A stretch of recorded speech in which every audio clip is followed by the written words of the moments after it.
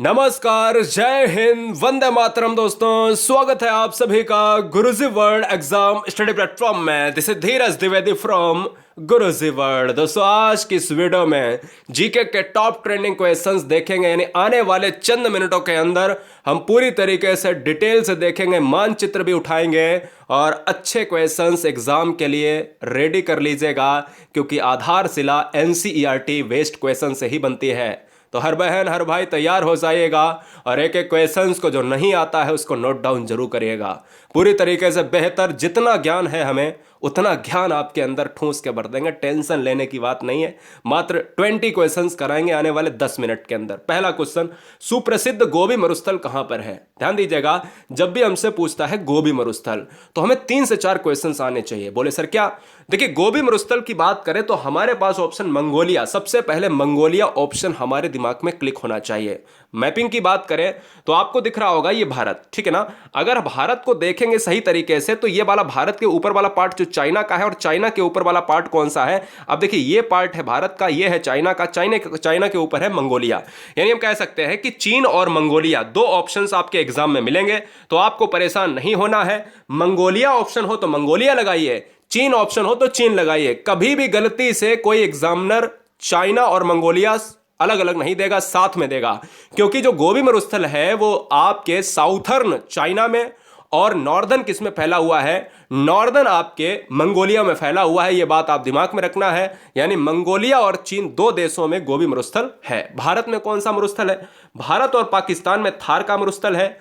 सहारा मरुस्थल विश्व का सबसे बड़ा मरुस्थल है। अगर पूछे सहारा मरुस्थल कितने देशों में फैला हुआ है तो 12 देशों में फैला हुआ है। अगला क्वेश्चन, सेकंड नंबर आपके स्क्रीन पर यह रहा। डीमोस किस ग्रह का उपग्रह है? ध्यान दीजिएगा, डीमोस जो है किस ग्रह का उपग्रह है? यहां से 3 से 4 क्वेश्चन सैटेलाइट और प्लेनेट से बनते हैं। बोले सर कैसे? मैंने कहा समझिएगा। देखिए, क्वेश्चन ये बनता है कि सबसे बड़ा उपग्रह कौन सा है, तो हर बच्चा जानता है कि सर ज्ञानीमीड है। अच्छा, छोटा सा क्वेश्चन पूछ लूं कि सबसे बड़ा ग्रह कौन सा है, तो बोले तो सर बृहस्पति है, जुपिटर है। बोले कोई दिक्कत नहीं।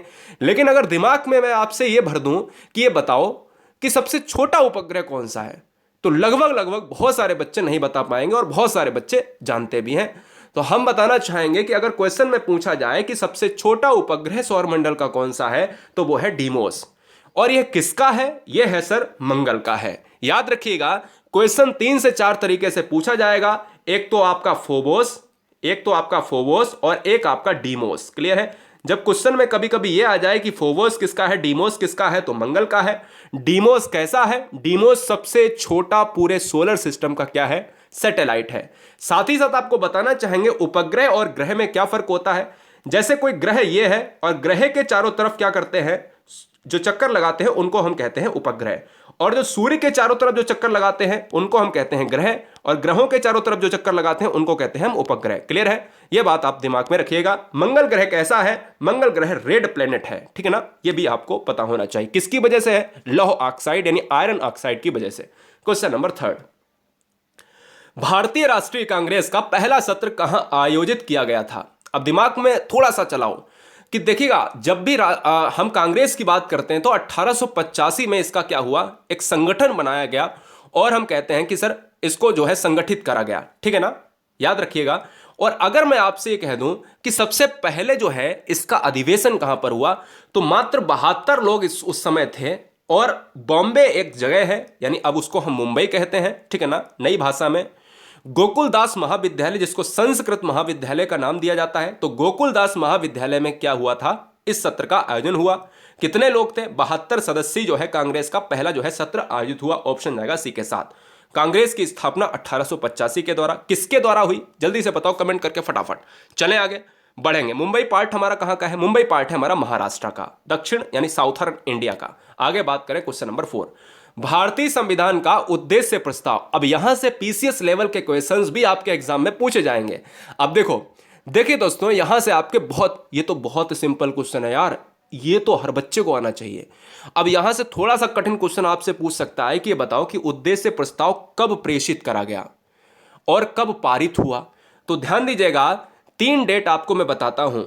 संविधान की सबसे पहली जो है, संविधान सभा की सबसे पहली जो कार्रवाई है, पहला दिन था 9 दिसंबर 1946 को।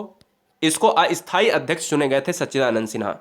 आपको डेट याद करवा देता हूं, 9 और 2 कितने होते हैं, 11। 11 दिसंबर को क्या हुआ, सच्चिदानंद सिन्हा को यानी छोड़कर एक स्थायी अध्यक्ष चुने गए जिनका नाम था राजेंद्र प्रसाद। 2 और हम गैप करते हैं यानी 13 दिसंबर। 13 दिसंबर को एक और डेट आती है, 1946 का ही वक्त है। और 13 दिसंबर को क्या हुआ कि जवाहरलाल नेहरू यानी जेएल नेहरू के द्वारा एक उद्देश्य प्रस्ताव प्रेषित करा गया, पारित नहीं हुआ, केवल पेश किया गया संविधान सभा में। और अगर क्वेश्चन में पूछा जाए कि संविधान सभा में पेश किसने किया उद्देश्य प्रस्ताव, तो जवाहरलाल नेहरू। कब किया, 13 दिसंबर 1946, ठीक है ना। और पूछे कब पारित हुआ, तो यार याद रखो कि 22 तारीख को, 22 तारीख थी और 1947 को क्या हुआ, 47 को दोस्तों पारित हुआ। ठीक है, चलेंगे आगे की तरफ। Question number 5, discovery of India किसकी पुस्तक है, जेएल नेहरू की। आगे बात करेंगे, विश्व का सबसे बड़ा नदी द्वीप माजुली है, एनी डाउट नहीं होना चाहिए। अब बात यह आती है कि माजुली जो द्वीप है ना, ये कहां पर है। तो अब बात यहां पर फंस जाती है कि सर मैंने तो असम पढ़ा था, लेकिन ये बताओ कि असम के कौन से जिले में या असम का कौन सा प्लेस है। तो आपने असम का जोरहाट पढ़ा होगा, तो कभी कभी ऑप्शंस में जोरहाट नहीं देता है। पहली बात तो एक सिंपल सा क्वेश्चन ये बनता है कि सबसे बड़ा द्वीप कौन सा है, तो आंसर होगा माजुली, ठीक है ना, एक क्वेश्चन। दूसरा कहां है, तो आंसर होगा राज्य पूछे, स्टेट पूछे तो आप असम मारिए। अब बात आ जाती है कि असम के 3 ऑप्शन हैं। असम का ऑप्शन जाएगा ए के साथ, पातालपुरी के साथ। और कभी कभी जोरहाट ऑप्शन में दिया हो तो जोरहाट भी मारेंगे, पार्ट ऑफ ये भी असम का है, ठीक है ना, ये भी यहां पातालपुरी से संबंधित है। बताना चाहेंगे असम क्षेत्र कहां पर है, पूर्वोत्तर भारत का है। हम कहेंगे कि असम में सबसे ज्यादा क्या होती है, चाय होती है। चाय के बागान किस मिट्टी में होते हैं, लेटेराइट मिट्टी में होते हैं। आगे बढ़े, क्वेश्चन नंबर 6, भारत का मैनचेस्टर किसे कहा जाता है। तो याद रखिएगा, भारत का मैनचेस्टर कहा जाता है गुजरात के अहमदाबाद सिटी को। ऑप्शन जाएगा ए के साथ। गुजरात पार्ट में अगर देखा जाए कहां पर है, ये रहा। गुजरात में पश्चिमी बिंदु का नाम क्या है, तो पश्चिमी बिंदु का जो नाम है ना, हम कह सकते हैं कि पश्चिमी बिंदु का जो नाम है वो है गौरा मोता, ठीक है ना, गौरा मोता है। और जो आपका पूर्वी बिंदु है ये अरुणाचल प्रदेश में है, इसका जो नाम है वो है किबुथु, ठीक है ना, किबुथु है। आगे हम बात करें क्वेश्चन नंबर 7, राज्य की आकस्मिक निधि होती है वह किसके द्वारा बैलेंस होती है, किसके द्वारा संचालित करी जाती है।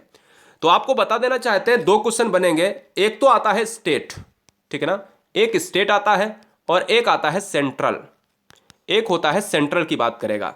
यानी अगर हम बात करें केंद्र की, तो केंद्र के द्वारा जो आकस्मिक निधि होती है वो प्रेसिडेंट के हाथ में होती है। और जो स्टेट की बात कर रहे हैं यानी राज्य की बात करेंगे तो ये होती है गवर्नर के हाथ में। तो भारत का राज्यपाल यानी कई राज्यों में हो सकता है, एक राज्यपाल कई राज्यों में हो सकता है। जैसे यूपी में कोई राज्यपाल है वो मध्य प्रदेश में भी हो सकता है। तो उससे मुझे मतलब नहीं है। राज्य की आकस्मिक निधि राज्यपाल के पास, केंद्र की आकस्मिक निधि राष्ट्रपति के पास। एनी डाउट, चलिए। अमरावती नदी किस नदी की दक्षिणतम सहायक नदी है। अच्छे क्वेश्चन स्टैंड कराएंगे, कोई जबरदस्ती नहीं है कि मैं सिंपल क्वेश्चन रख दूं और आपके एग्जाम का कोई फायदा ना हो। देखिए दोस्तों, अगर बात करें अमरावती नदी किस नदी की दक्षिण सहायक नदी है, तो आंसर जाएगा ऑप्शन नंबर बी के साथ, ठीक है। ऑप्शन नंबर क्या हो जाएगा, बी के साथ जाएगा। एक चीज और बताना चाहेंगे, लूनी, माही, घग्गर और क्या है, साबरमती, इस तरीके की सारी नदियां भारत के अरब सागर में गिरती हैं, जो डेल्टा नहीं बनाती हैं। अरब सागर भारत में किधर है, पश्चिम में है या पूर्व में। अरब सागर भारत में पश्चिम में है। और अंडमान निकोबार की बात करें या फिर बे ऑफ बंगाल की बात करें तो यह पूर्व में है। यह क्वेश्चन एग्जाम के लिए बहुत इंपॉर्टेंट है। एनसीईआरटी डायरेक्ट किताब में छपा हुआ क्वेश्चन है और कई बार एग्जाम में पूछा जाने वाला क्वेश्चन है। बताना चाहेंगे दोस्तों कि हिमालय के किस भाग में करेबा पाए जाते हैं। तो दिमाग में यह रखना कि यहां से 2 क्वेश्चन बनेंगे। पहला क्वेश्चन तो यह कि करेबा क्या है। तो करेबा दोस्तों यहां पर आपको बता देना चाहते हैं कि एक तरीके के क्या है, जलीय निक्षेप है, ठीक है ना, मिट्टी आप कह सकते हो। यानी अगर आप देख रहे होगे जल वाला पार्ट आपको दिख रहा होगा। और ये कहां पर होते हैं, ये ऊंचाई पर होते हैं, यानी हाइट पर ज्यादा होते हैं। और यहां पर क्या होता है, यहां पर गेहूं, मक्का इत्यादि फसलें भी होती हैं इस करेबा में, ठीक है ना। तो इस मिट्टी वाली जगह को हम करेबा, कश्मीर, हिमालय के नाम से जानते हैं। यानी ऑप्शन नंबर डी के साथ जाएगा। बहुत बार एग्जाम में पूछा जाता है याद रखिएगा, यह लेजर हिमालय में पाया जाता है। लेजर पार्ट आप जो पीला वाला देख रहे हो, यानी ऊपर का जो पार्ट होता है, इसी में करेबा हमारा पाया जाता है, यानी कश्मीर का पार्ट आपको याद रखना है। कई बार एग्जाम में पूछा जाने वाला प्रश्न है। 10th नंबर, निम्नलिखित में से किस नदी को बंगाल के शोक के रूप में जाना जाता है? यहां से बनेंगे 2 से 3 क्वेश्चन। बोले सर कौन से? मैंने कहा देखो, पहला तो क्वेश्चन आपसे ये बनता है, बहुत सिंपल सा क्वेश्चन, ये बताओ कि बिहार स्टेट का शोक है वो किसे कहा जाता है? तो बिहार का जो शोक है ना, बिहार शोक के नाम से जाने वाली नदी कौन सी है? वो है भैया कोसी नदी। ठीक है। और अगर मैं आपसे कह दूं, ये बताओ पश्चिम बंगाल का जो शोक है ना, यानी बंगाल की, अगर हम डायरेक्ट बंगाल इसे लिखें तो अच्छा रहेगा। बंगाल का शोक किसे कहा जाता है? बंगाल शोक के नाम से जो नदी रिवर है वो है दामोदर नदी, यानी ऑप्शन नंबर डी इस क्वेश्चन का राइट आंसर। याद आपको यह भी रखना है कि बंगाल हमारा इंपॉर्टेंट है, चुनावी दृष्टि से भी इंपॉर्टेंट है, और यहां के टाइगर, जो टाइगर सिस्टम है, टाइगर का मतलब आप समझ रहे हो ना। देखिए सबसे ज्यादा टाइगर होते हैं मध्य प्रदेश में, लेकिन कभी कभी बच्चे गलत कर जाते हैं, क्योंकि यहां पर एक क्वेश्चन पूछा जाता है कि यह बताओ कि भारत में रॉयल टाइगर कहां पर पाए जाते हैं। तो बच्चे क्या होते हैं, जल्दी जल्दी में मध्य प्रदेश को लगाकर चले आते हैं। जब क्वेश्चन में टाइगर सबसे ज्यादा पूछे तो मध्य प्रदेश में, यानी बाघों का राज्य मध्य प्रदेश। जब पूछे रॉयल टाइगर भारत में कहां पर पाए जाते हैं, तो आप बंगाल लगाएंगे, पश्चिम बंगाल का क्षेत्र। क्लियर है? रॉयल टाइगर हमेशा सुंदरबन पार्ट में पाए जाते हैं, पश्चिम बंगाल में ही सुंदरबन डेल्टा बनता है, सुंदरबन वन भी है। ऑप्शन जाएगा फिलहाल डी के साथ। आगे बढ़ेंगे 11 नंबर, 3 ओर से जल से घिरे हुए स्थलीय भाग को हम क्या कहेंगे? चैनल को सब्सक्राइब करें आप या ना करें, बिल्कुल हर बहन हर भाई का अगले एग्जाम में सिलेक्शन होना चाहिए पूरी तरीके से। दोस्तों सारी प्लेलिस्ट बनाकर रखी हैं, और आने वाले 1-2 दिन में एक मैराथन और लेंगे, जबरदस्त तरीके से उस मैराथन को भी कंप्लीट कराएंगे। 3 ओर से जल से घिरे हुए स्थलीय भाग को क्या कहते हैं? तो आपको मैं बता देना चाहता हूं। देखिए, एक ये आकृति में बनाता हूं, और एक आपका, एक मैं भारत को ही बना लेता हूं, भारत को ही ऐसा ही मैं ले लेता हूं, ठीक है ना, केवल तौर पर। ठीक, अब ये है हमारा क्या है, एक स्थलाकृति है, इधर भी पानी है, इधर भी पानी है, इधर भी पानी है, इधर भी पानी है, इधर भी पानी है, इधर भी पानी है, और यहां पर क्या है, यहां पर आपका स्थल है। तो मतलब ये कहने का है कि जब चारों तरफ से पानी है और बीच में स्थल है, यानी चारों तरफ से जो भूमि पानी से घिरी हो वो क्या कहलाती है? द्वीप कहलाती है। और जो चीज एक तरफ से भूमि से, और इधर पानी, इधर पानी और इधर पानी, जो चीज 3 तरफ से घिरी हो वो हमारा प्रायद्वीप होता है, पेनिनसुला। याद रखिएगा दोस्तों, प्रायद्वीप क्या है? जो 3 तरफ से होता है घिरा हुआ, वो हमारा सिस्टम क्या कहलाता है? प्रायद्वीप कहलाता है। 3 तरफ से प्रायद्वीप, 4 तरफ से द्वीप। 3 तरफ से प्रायद्वीप, 4 तरफ से द्वीप। अगर पूछे कि दक्षिण भारत किसका एग्जाम्पल है, तो दक्षिण भारत दोस्तों प्रायद्वीप का एग्जाम्पल है। यह बात दिमाग में फीड रख लेना मेरे भाई। आगे बढ़ेंगे क्वेश्चन नंबर 12, विश्व का सबसे बड़ा प्रायद्वीप कौन सा है? भारतीय प्रायद्वीप हो सकता है क्या? इम्पॉसिबल। दक्षिण अफ्रीका प्रायद्वीप नहीं हो सकता, स्पेन का प्रायद्वीप हो ही नहीं सकता। आंसर जाएगा ऑप्शन नंबर सी के साथ, एरेबियन जो पेनिनसुला है वो चला जाएगा ऑप्शन नंबर सी के साथ। सी लॉक करेंगे, हमारा राइट आंसर चला जाएगा। नेक्स्ट वन की बात करें, क्वेश्चन नंबर 13, निम्नलिखित में से कौन सा दर्रा श्रीनगर को लेह से जोड़ता है? तो याद रखिएगा, जो लेह वाला पार्ट है, श्रीनगर वाला पार्ट है, और ये जो लेह के सिस्टम से जुड़ता है, ये दोस्तों जोजिला दर्रा की बात करता है, दर्रा की बात करता है। नाथुला कहां पर है बच्चे बताएंगे मुझे? क्या नाथुला सिक्किम में है? कमेंट करिए फटाफट, क्या नाथुला सिक्किम में है? सिक्किम की राजधानी बच्चे जानते हैं गंगटोक है क्या, है ना? चलेंगे आगे, आगे बढ़ेंगे। क्वेश्चन नंबर 14, बहुत सिंपल क्वेश्चन, मतलब पूरे वीडियो का सबसे सिंपल क्वेश्चन। निम्नलिखित में से कौन सा सबसे पुराना वेद है? कौन सा सबसे पुराना वेद है? अब मैं आपसे कठिन क्वेश्चन पूछ लेता हूं यहां से। अब बच्चे ये ना कहें कि सर सिंपल सिंपल, चलिए थोड़ा सा कठिन क्वेश्चन पूछ लेते हैं यहीं से। देखिए यहां से मैं क्वेश्चन कठिन पूछ लेता हूं, ये बताइए वेदों में सबसे पवित्र नदी कौन है? पवित्र नदी कौन है? जल्दी से बताओ कमेंट करके, कोई ऑप्शन नहीं, नदियां सब आपके सामने, जानते हो, दुनिया की नदियां ले लो, मुझे नहीं फर्क पड़ता, है ना, कोई फर्क नहीं पड़ता, बच्चे नहीं रहेगा आप। हम कह सकते हैं कि वेदों में अगर हम बात करें सबसे पवित्र नदी है, क्या गंगा होगी? बताइए फटाफट। क्या सरस्वती होगी? कमेंट करो। फिलहाल इस क्वेश्चन का जो राइट आंसर है, कौन सा सबसे पुराना वेद है, तो ऋग्वेद जाएगा। 1024 से भी ज्यादा यहां पर क्या है, सूक्तियों की बात करी गई है, ठीक है ना। तो यहां पर अगर हम पूछे कि सबसे ज्यादा जो पवित्र नदी मानी गई है वेदों में, वो सरस्वती को माना गया है। सरस्वती का भी जिक्र है। ऑप्शन नंबर चला जाएगा फिलहाल सी के साथ। और वेदों की संख्या कितनी है? 4 है। वेदों को त्रिवेद कहा जाता था। एक समय ऐसा आया, अथर्वा ऋषि का एक समय आया और उन्होंने अथर्व वेद को चुन लिया, ठीक है ना। तो 4 वेद हो गए। आगे बढ़ेंगे क्वेश्चन नंबर 15। निम्नलिखित में से किस राज दरबार में मेगस्थनीज लिखना है? यहां पर माफी चाहेंगे दोस्तों, मेगस्थनीज थोड़ा सा गलत लिख किया, कोई बात नहीं, समझने का प्रयास करें। मेगस्थनीज ने एक राजदूत के रूप में सेवा करी, यानी कुल मिलाकर यह कहना चाहता है कि मेगस्थनीज किस राजा के दरबार में था? चंद्रगुप्त मौर्य हो सकता है, मे बी, बहुत विशाल साम्राज्य का जो है शासक रहा है, सम्राट रहा, एम्परर रहा। अशोक, समुद्रगुप्त या फिर हर्षवर्धन। तो इस क्वेश्चन का जो राइट आंसर जाएगा वो ऑप्शन नंबर ए को मैं लॉक करूंगा। क्यों? आप सभी को पता होगा मेगस्थनीज सेल्यूकस निकेटर से संबंधित और चंद्रगुप्त मौर्य का एक सिस्टम था। आप सभी को यह भी पता होगा कि मेगस्थनीज ने एक पुस्तक लिखी थी जिसका नाम था इंडिका। आया याद? ऑप्शन जाएगा ए के साथ। बढ़ेंगे आगे की तरफ। पृथ्वी पर सबसे गर्म महाद्वीप कौन सा है? क्या जबरदस्त क्वेश्चन है। पृथ्वी पर सबसे गर्म महाद्वीप कौन सा है? Asia, Africa, Europe and other है दक्षिण अमेरिका, साउथ अमेरिका। तो दोस्तों अगर बात करें इस क्वेश्चन की तो ऑप्शन जाएगा किसके साथ? हमारा अफ्रीका के साथ, ऑप्शन नंबर बी के साथ। अफ्रीका रहा है मानचित्र में ये, साउथ अमेरिका रहा है मानचित्र में ये, नॉर्थ अमेरिका यानी उत्तरी अमेरिका ये रहा, ऑस्ट्रेलिया महाद्वीप ये रहा जो दक्षिण में माना जाता है। और ऑस्ट्रेलिया महाद्वीप को कहा जाता है द्वीपों वाला महाद्वीप, क्योंकि यह चारों तरफ से घिरा हुआ है पानी से, इसलिए द्वीप कहा जाता है। और ये रहा हमारा यूरोप और ये रहा हमारा एशिया। क्लियर है? आगे हम बात करें दोस्तों तो यहाँ पर देखिए, यहाँ अंटार्कटिका है, बर्फीला इलाका, आप सभी जानते होंगे, श्वेत महाद्वीप के नाम से जाना जाता है। अफ्रीका महाद्वीप जो इस क्वेश्चन का राइट आंसर होगा। और अफ्रीका महाद्वीप को किन किन नामों से जानते हैं? तो अफ्रीका महाद्वीपों को कहा जाता है काला महाद्वीप। इसके साथ ही साथ अफ्रीका महाद्वीप को अंध महाद्वीप भी कहा जाता है। काला और अंध क्यों कहा जाता है? क्योंकि यहाँ पर अशिक्षा, बेरोजगारी, बहुत सारी ऐसी चीज़ें हैं जहाँ पर बहुत ज़्यादा परेशानी है लोगों को। यानी हम कह सकते हैं कि काला महाद्वीप एक ऐसा महाद्वीप है जहाँ पर लोगों तक जो सेवाएं हैं वो नहीं पहुँच पा रही हैं। रेगिस्तानी इलाका है, सबसे बड़ा मरुस्थल यहीं पर है। कहाँ पर है? सहारा मरुस्थल। आगे बढ़ेंगे क्वेश्चन नंबर 17। भारत के किस राज्य को चीनी का कटोरा कहा जाता है? तो सिंपल सा क्वेश्चन है, गन्ना ज़्यादा होता है, हम कहेंगे सर उत्तर प्रदेश, यानी शुगर बाउल। ऑप्शन नंबर जाएगा सी के साथ। आगे बढ़ेंगे क्वेश्चन नंबर 18। किस ग्रह में चंद्रमा की तरह कलाएं होती हैं?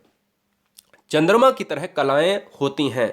तो इस क्वेश्चन का जो राइट आंसर जाएगा वो ऑप्शन नंबर सी के साथ। और क्वेश्चन में आपको यह भी याद रखना है कि सूर्य के सबसे समीप, यानी सूर्य के जो सबसे समीप है वो भी कौन सा है? मरकरी है। मरकरी है दोस्तों, यानी बुध है। और याद रखना है बुध और शुक्र का कोई भी सैटेलाइट नहीं है, यह भी आपको याद रखना है। और शुक्र जो है सबसे पास है आपका पृथ्वी के, ठीक है।